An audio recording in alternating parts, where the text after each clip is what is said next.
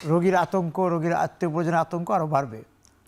যেমন আপনার আমাদের দেশের যে নার্সরা, আপনি জানেন যে আমাদের neighbouring country Sri Lanka, even Nepal বা ইন্ডিয়ার সাউথ ইন্ডিয়া, হ্যাঁ, তারা বিশ্বের বিভিন্ন জায়গাতে তারা নার্স সাপ্লাই করছে। ফিলিপিন্স, তাদের one of the major foreign earning হলো আপনার এই যে ওভারসিজ নার্স যারা চাকরি করে তাদের রেমিটেন্স দিয়ে তারা অনেক টাকা আয় করে। আমরা তার চেয়েও বেশি করতে পারি। আমাদের ছেলেমেয়েরা অনেক ব্রাইট, অনেক পরিশ্রমী, অনেক মেধাবী, কিন্তু যদি আমরা সঠিকভাবে যে শিক্ষা দিতে পারছি না, এই যে নার্সিং এডুকেশনের যে লো কোয়ালিটি, এই জন্য আমাদের নার্সরা অনেক জায়গাতেই কিন্তু চাকরি নেওয়ার জন্য যেতে পারছে না, যদিও আমাদের দেশের বাইরে অনেক সরকারি বেসরকারি অনেক নার্সের কলেজ ইনস্টিটিউট তৈরি হয়েছে। সরকারিটা তো ছিল, সরকারিটার একটা মান ছিল, এখন তো অনেক বেসরকারি খাতে অনেক হয়েছে, ওটা ওই চিকিৎসকদের মতোই ব্যবস্থা। এখানে আমাদের মানে আমি যেটা বলি যে আমাদের দেশে সবাই ইনফ্রাস্ট্রাকচারে সাংঘাতিক ইন্টারেস্টেড। হ্যাঁ, আমরা যখনই কেউ মাননীয় এমপি হন অথবা অন্য কোনো রাজনৈতিক পদ পজিশন পান, সবাই চেষ্টা করে ইনফ্রাস্ট্রাকচার তৈরি করতে, স্থাপনা তৈরি করতে। স্থাপনার ভিতরে যে ইকুইপ করা, সঠিক হিউম্যান রিসোর্স দিয়ে ইকুইপ করা, সঠিক ইকুইপমেন্ট দিয়ে ইকুইপ করা, সঠিক কারিকুলাম দিয়ে যে ইকুইপ করা, হ্যাঁ, এগুলোর প্রতি কারো কোনো ইন্টারেস্ট নাই। তারা শুধু চায় দৃশ্যমান একটা স্থাপনা, মানে 250-150 শয্যার ভবন চাচ্ছে, কিন্তু ওইখানে ওই 250 বা 150 জনকে যে চিকিৎসা দিবে, কারা দিচ্ছে কারা দিবে সেইটা তৈরি করবে। যে আমরা তো কোভিডের সময় নিশ্চয়ই আপনি দেখেছেন যে আমাদের হাসপাতালগুলির যে দুর্বলতা বা স্বাস্থ্যখাতের মূল দুর্বলতা কিন্তু তখনও একটা বড়োভাবে আসলো, যে আমাদের ভবন আছে, আইসিইউ নাই।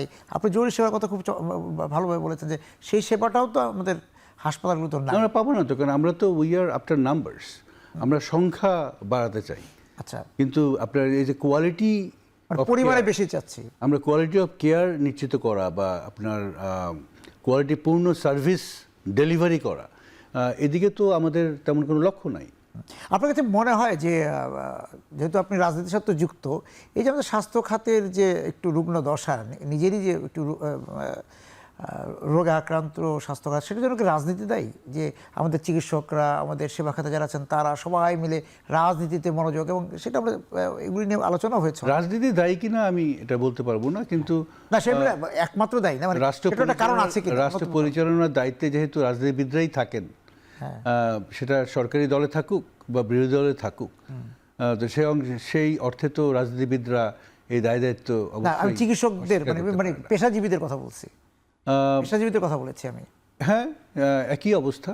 আমাদের দেশের দলীয়করণ তো বিভিন্নভাবেই করা হয়েছে, বিশেষ করে গত 1.5 যুগ আপনারা দেখেছেন।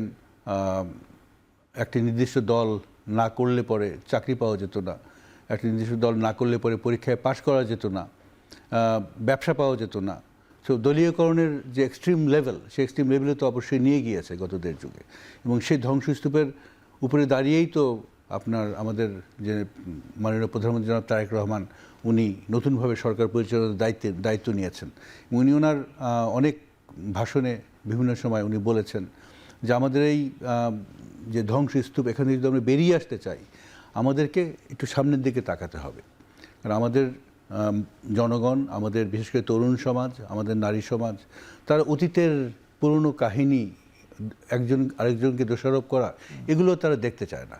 সবাই চায় আসলে একটা নতুন বাংলাদেশ, একটা সুন্দর বিদ্বেষের রাজনীতি না, একটা সুন্দর বাংলাদেশ চাই, যে বাংলাদেশে আমার সন্তান সুচিকিৎসা পাবে, আমার সন্তান সুশিক্ষা পাবে, আমরা একটা সুন্দর পরিবেশের মধ্যে থাকতে পারবো, আমার সন্তান খেলার মাঠ পাবে, একটা আনন্দময় পরিবেশে সে শিক্ষা লাভ করতে পারবে, শিক্ষা নিতে পারবে, এরকম একটা বাংলাদেশ আমরা চাই। সুতরাং আমাদের সব কিছু এখন হওয়া উচিত ফরওয়ার্ড লুকিং। আমরা কিভাবে দেশটাকে ভালোভাবে সাজাবো, সবাই একসাথে কিভাবে আমরা কাজ করব, আমাদের সেদিকেই তো নজর থাকা উচিত। এই যে চিকিৎসকদের কথা যদি বলি, যে আমাদের এই যে রোগী এবং চিকিৎসকের সম্পর্ক, এটাকে আপনি দূর থেকে কেমন দেখেছেন? আপনি যখন সে পাশ করে বের হয়ে গেলেন, বের হয়ে যাওয়ার পর তো শুনেন, আসেন, দেখেন, এখনও দেখছেন, এবার এসেও দেখলেন, এগুলি অনেক কথা হয়, আপনি শুনেছেন বা আপনি অনেক দেশে গিয়েছেন। তাদের রোগী এবং চিকিৎসকের যে সম্পর্ক, রোগী আর চিকিৎসকের সম্পর্ক তো সবচেয়ে মধুরতম সম্পর্ক হওয়ার কথা। কিন্তু আমরা, কারণ রোগী যদি চিকিৎসককে উপরে ভরসা করতে না পারে মানসিকভাবে, কারণ ওষুধ দিয়ে তো কিছু ট্রিটমেন্ট হবে, কিন্তু ট্রিটমেন্টের কিন্তু মানসিক দিকটাও, সাইকোলজিক্যাল সাইডটাও কিন্তু আপনার সুস্থ হওয়ার একটা বড় কারণ। তো সেই কমফোর্ট, সেই ভরসা বা সেই কমফোর্ট জোন যদি রোগীর না থাকে, তখন তো রোগী আপনার অনেক সুস্থ হয়েও সুস্থ হতে পারে না। তো আমরা দেশের বাইরের কথা বললেন, অবশ্যই আমরা বিশ্বের বিভিন্ন স্বাস্থ্য ব্যবস্থা দেখেছি, রোগী যদি কোনো প্রশ্ন করে ডাক্তার মনোযোগ দিয়ে শোনেন, প্রশ্নের উত্তর দেন। রোগী অনেক সময় ডাক্তারের চিকিৎসাকে চ্যালেঞ্জ করে, ডাক্তার সেই চ্যালেঞ্জকে নালিফাই করার চেষ্টা করে যুক্তি দিয়ে, রোগীকে বোঝায়, এবং শেষ পর্যন্ত রোগী এইটুকু অন্তত ভরসা পায় যে না, এই ডাক্তার সাহেব আমার কথা শুনছেন এবং আমার সমস্যাগুলো উনি সঠিকভাবে বুঝেই আমাকে চিকিৎসা দিচ্ছেন। আমি আমাদের দেশের কথা বলি, আমরা একটু আগে মেডিকেল এডুকেশনের কথা বললাম। আপনি যদি আমাদের কারিকুলামের দিকে তাকান, তাহলে পরে আপনি অবাক হবেন, আমাদের এমবিবিএস কারিকুলামে কমিউনিকেশনের কোনো চ্যাপ্টার নাই।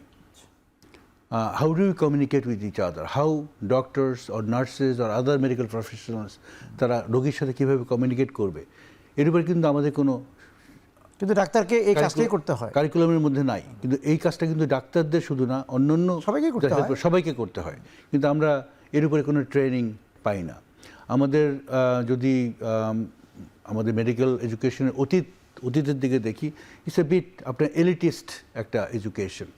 হ্যাঁ, আমাদের অনেক সময় আমাদের ডাক্তাররা মনে করে যে আমরা একটু উপরের দিকের, আমরা ভালো ছাত্র, আমাদের সমাজে অবস্থান উপরে, আমাদের ভালো ধনীর ঘর থেকে এসেছি, রোগীরা অনেক সময় গরিব, সো আমরা এইভাবে কমিউনিকেট করি, একটু মানে উচ্চতলা থেকে উঁচু থেকে নিচে কমিউনিকেট করি।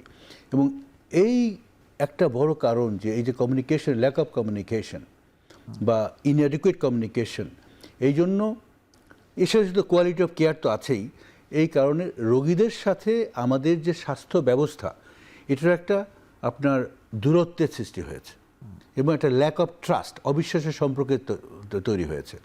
আপনি শুনে খুব অবাক হবেন, এই অবিশ্বাসের কারণে আমাদের দেশ থেকে অনেক রোগী প্রতি বছর আমাদের দেশের বাইরে চলে যাচ্ছে, আমাদের পার্শ্ববর্তী দেশে যাচ্ছে, থাইল্যান্ডে যাচ্ছে, সিঙ্গাপুরে যাচ্ছে, আরও সক্ষমতা আছে হয়তো ইউরোপিয়ান কান্ট্রিগুলোতে যাচ্ছে।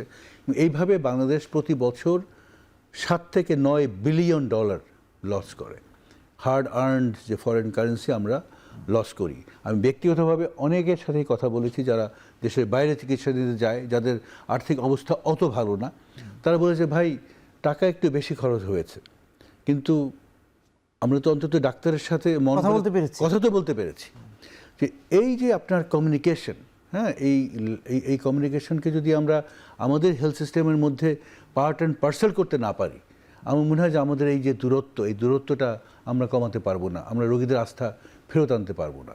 তো রোগীর আস্থা ফেরত আনার জন্য আমার মনে হয় যে কমিউনিকেশনের উপরে আমাদের অবশ্যই অনেক অনেক বেশি জোর দিতে হবে।